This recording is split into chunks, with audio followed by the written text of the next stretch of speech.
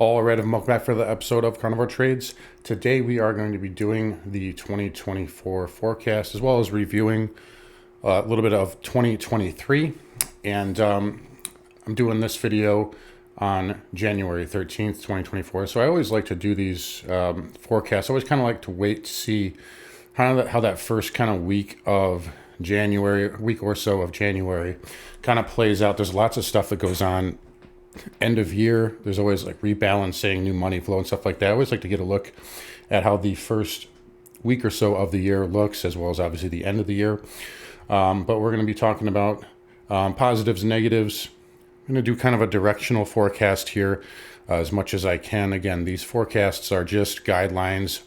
Most people who do forecasts are completely wrong.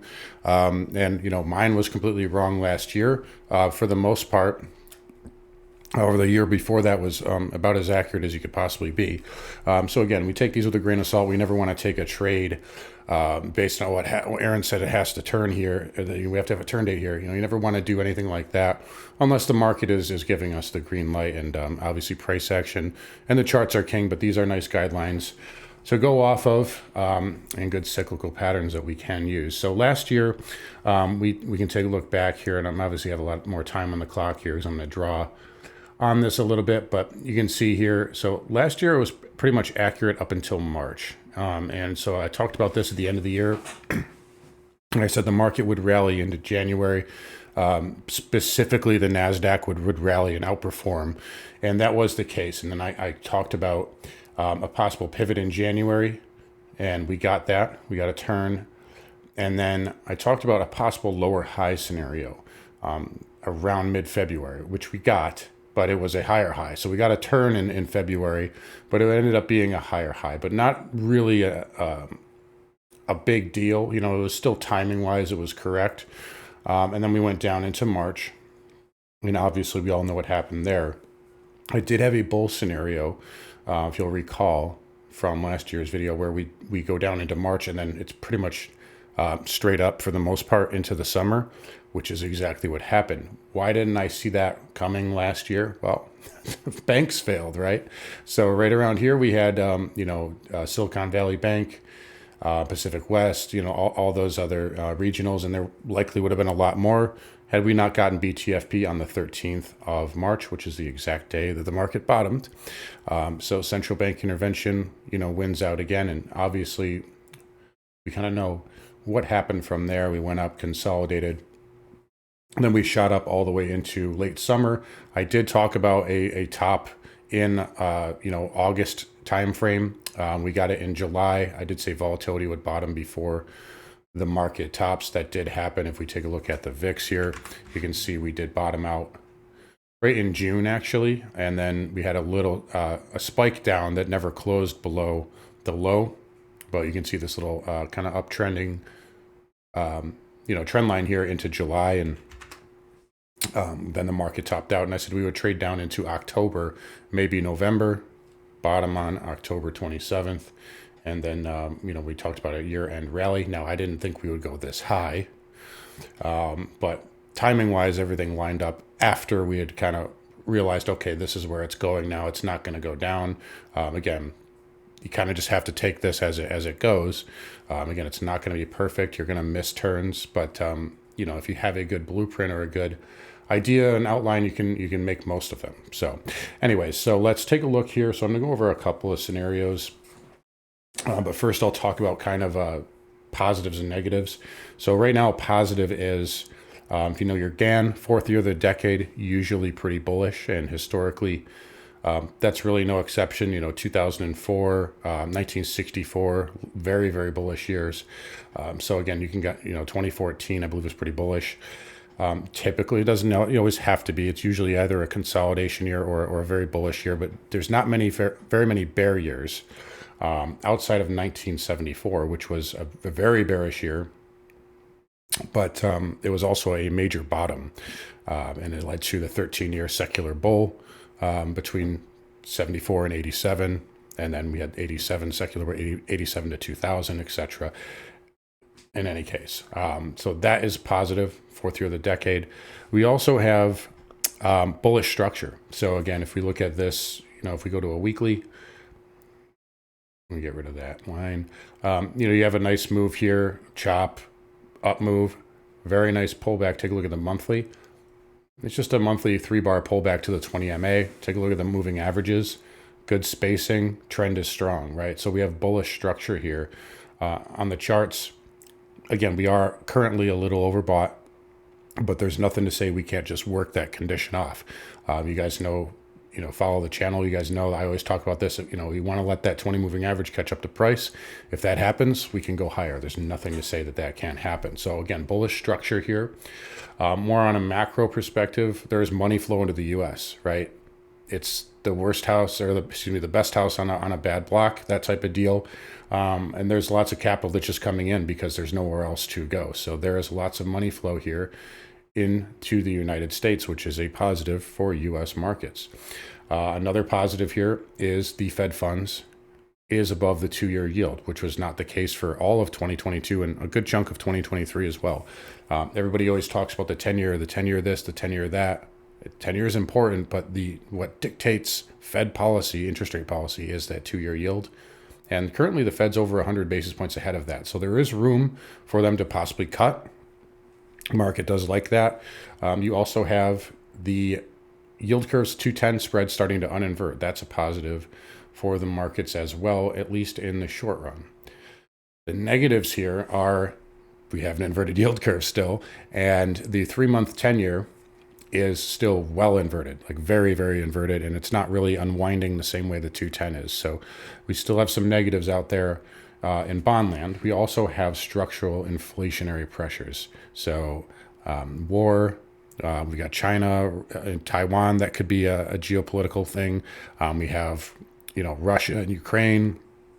We're now bombing Yemen. So lots of structural inflation issues. Bond yields are now in a secular bull. So that is a problem here for the market. And again, it's a secular pressure, which means that it can't, it's not to say that it's always going to be, it's not to say that there can't be a counter-cyclical pattern, but it is a secular trend that's structurally embedded. We have, labor issues. Inflation brings in labor issues, which is actually more inflationary. There's plenty of things I can go on about here, but obviously, we're not trying to do that in this video, but in any case, structural inflation, war, geopolitical risk. Another negative, which is kind of a duality here, is rate cuts are forecasted. Depending on how many rate cuts, that could be seen as a big negative, right? The market right now is pricing in 6, which is comical that the market is rallying on that, because that means that we're going into a pretty massive recession if the Fed cuts 6 times.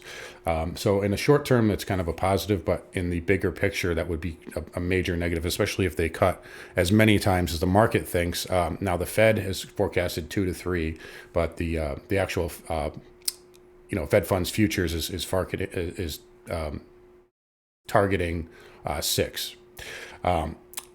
Another negative here is that we are due for volatility. We have not had volatility in a while. You might say, well, we had this big pullback. We had this big correction here in the fall. This was a very orderly decline, though. This is very, very, there was no, if we look at the volatility index, for instance, this never got out of control. And even if we go back into March, this on the charts, you would never know that there was a banking crisis right here. So it was very, very controlled. And even in 2022, we didn't really have, outside of the Ukraine invasion, there was really no volatility. So we had a VIX spike in January of 2022, and we had volatility, but not a volatility event, right? General election year 2008. 2020, we have seen that happen before. So that could be a thing here. Again, now it doesn't mean it has to happen, but it is a risk that I think is a little bit heightened here. We've also never seen the bears in full control of the market with an unpinned volatility index and 0 DTE. And what do I mean by that is the volatility is very pinned. It's been pinned all year. And we have not seen a vol spike, right? We've seen pullbacks, but we haven't seen volatility spike with zero DTE. We've never seen that. And that can get very ugly very quickly. That could unwind to, 4, 5, 6% in a single session. That is a possibility, maybe even more than that. Again, does that mean that it's going to happen? No, but that is a risk that is out there. So zero DTE is a little bit of an unknown. And as long as volatility remains pinned, that's probably not an issue. But if it ever becomes unpinned, if there's something out of left field, China invades Taiwan, the market's not expecting it, it could get very ugly very quickly. So those are the positives and negatives here. I'll talk a little bit about direction. So really right now, first quarter, I'm thinking that this market's going to be under some pressure here. We've had a massive run since October, and that doesn't mean we can't just work it off. It doesn't mean we can't even go higher. It doesn't mean we can't have a blow off top. But the way that I'm seeing yields right now, is a pullback pattern to a lot of support. And I do think yields start to inch back up in quarter one, possibly looking at, your big stop here initially is going to be around 4.3 on the 10-year. And then we can go, to 4.5, 4.6, maybe even 4.8. That's kind of all I see. I don't see new highs for yields this year, despite being in a secular uptrend. But I do see them coming back here. And I think that's going to poke a hole in a lot of narratives, right? The narrative that the Fed's going to just cut, the narrative that interest rates are going back to zero, that narrative is going to get a hole poked in it. And the market is not currently pricing that in. So the market's not pricing in a move up in yields. So I would say it's likely, again, it's just probabilities. This is based on what I'm seeing. It's likely we at some point here trade down into March. Now, do we hold up into the end of January? Do we hold up into February? Do we just trade up into March? It's certainly possible. But I do think at quarter one here, at some point, we do get a pretty good correction. Now, does that mean that we're going to have a volatility event? No, it does not. Could it happen? It certainly could. But that is kind of what I'm seeing here. So we are acting well right now. We talked about a pullback the first week of January. That happened. And then we talked about a January effect. That's happening. We're going back up here. So I do think we get a turning point here at some point in the not too distant future. It's not something that I'm interested in fighting just yet because, again, there's nothing to say they can't. I can't tell you how many people who've been asking me about shorting right now. And, just go look at Jan 2017. If they want to blow this off to 5,000, there is nothing saying that can't happen. So just be aware of that. But I do think at some point we get a move down. It would take us down into March. And then kind of the way that I have this mapped out, and I'm just going to flip back over to the weekly here, would be something like this. So something like that into June. Why do I say that? Well, he had a big technically, I guess, I don't really follow Elliott wave that closely, but you do have kind of like a pseudo 5 wave there. Usually when you get a big thrust up, regardless of Elliott wave or not, you're going to get some type of a zigzag down, right? Some type of correction, even right here, 1, 2, 3 down, right?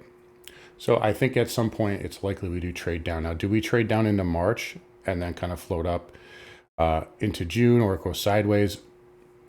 It's certainly possible. I'm thinking kind of more like a zigzag like this. And the big picture here, the big bottom line to me is, though, this area here in June is the big turning point. Whether that's bullish or not, whether we trade up into June, but June is kind of what I've got penciled in as a major turning point. I think the second half, the way I've got it mapped out, is something like this.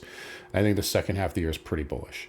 And if you take a look here, you'll see that bank forecasts are pretty much the same as kind of what I described here. This, however, does make me a little bit more bullish, much more bullish, in fact. The fact that the highest S&P target is from Deutsche Bank and it's 5,100. If you look at the bank forecast from the previous year, 2022 into 2023, they were all wrong, except for, I think, maybe one that was hyper bullish. There's always one, but you got a median here of 4,800. So basically everyone's saying we're flat for the year. Again, that's certainly a possibility. We have had a 55% move in the NASDAQ in 1 year. So the NASDAQ 100 rather. So again, it's certainly possible. It's logical. It makes sense, but the market doesn't care about logic or making sense. So again, we could go a lot higher. There's nothing to say that can't happen. But base case, I do think June is a turning point in the second half of the year is bullish. So that would kind of line up with kind of what the banks are looking at. So basically flat, maybe even, much higher. Again, if the first half of the year bottoms in March and then goes sideways-ish, sideways to up into June, then we could go to 52, 53, right? Nothing to say that that can't happen. So that's kind of how I've got this mapped out right here. If we do trade up and we do blow off into March, I think you could have a much higher risk of a volatility event, or if you trade up into June, even higher, and then the back half of the year would likely be a pretty good pullback. So that's kind of what I'm looking at here personally. Again, it's just a guideline. There's nothing to really say that has to happen. But my base case here is that second half of the year is bullish. What could cause that? Maybe the recession is shallow. Remember, there's lots of government spending going on, like tons of it. And a lot of that is offsetting QT. A lot of that is offsetting, I think, delaying this recession perhaps. So that is something, also to keep in the back of your mind here. It's that we're literally adding $1 trillion in debt every quarter. So again, secular inflation, right? Another secular inflationary pressure, but it could be something that keeps the market somewhat buoyant. All right, so lastly, I want to touch on, so I did talk about this last year as well. And we talked about a possible secular bear. Now, obviously, we had a bull year in the S&P and in the NASDAQ in nominal terms. So you might say, well, your call for a secular bear was wrong. If you look at it in real terms, meaning inflation adjusted, we're about 20% away from the all-time high still. And that's just the CPI. That's not even, we know how questionable, we'll say, the CPI formula is. It's probably less than that. If we look at the S&P right here, adjusted for inflation, on the weekly, this looks more like a bear flag than anything, right? So adjusted for inflation here, we are way off the highs. So you could make a case that this is very much, and I've made this case many, many times, but you could make a case here that this is really just a period that is just like 68 to 82. So we went up, we had a big bear, we had a big bull, we made a new nominal high, we made another big low, notice that 1974, which I talked about earlier, and we had a V-shape, a pullback, a sideways year, and then finally we broke out in the early 80s here. 82 is the bottom before we really took off.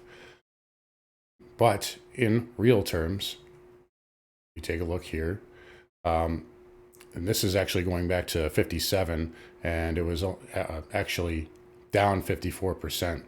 But if you go from 68, it was down about 70%.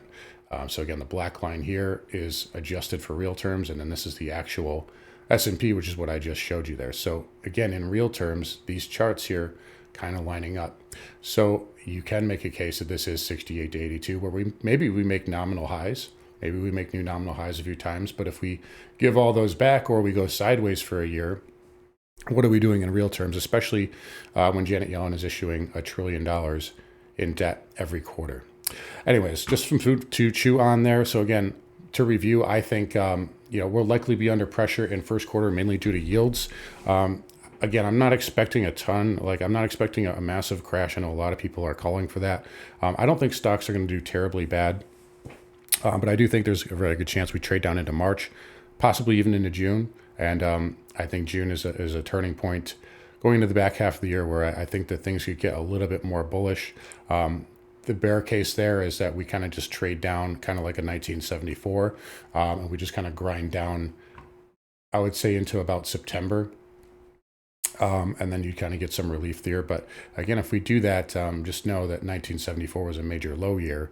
So after that, we might expect some more bull trends there. But anyways, I'm going to wrap it up here. Again, don't take too much out of this. Again, this can change tomorrow. This could be completely wrong. We always want to use the charts first and foremost as our guide, but these are nice little tips and kind of a cheat sheet that we can look at moving forward. So anyways, guys, going to wrap it up here. You guys take care. Come find me on carnivoretrades.com. I'll talk to you guys all next week.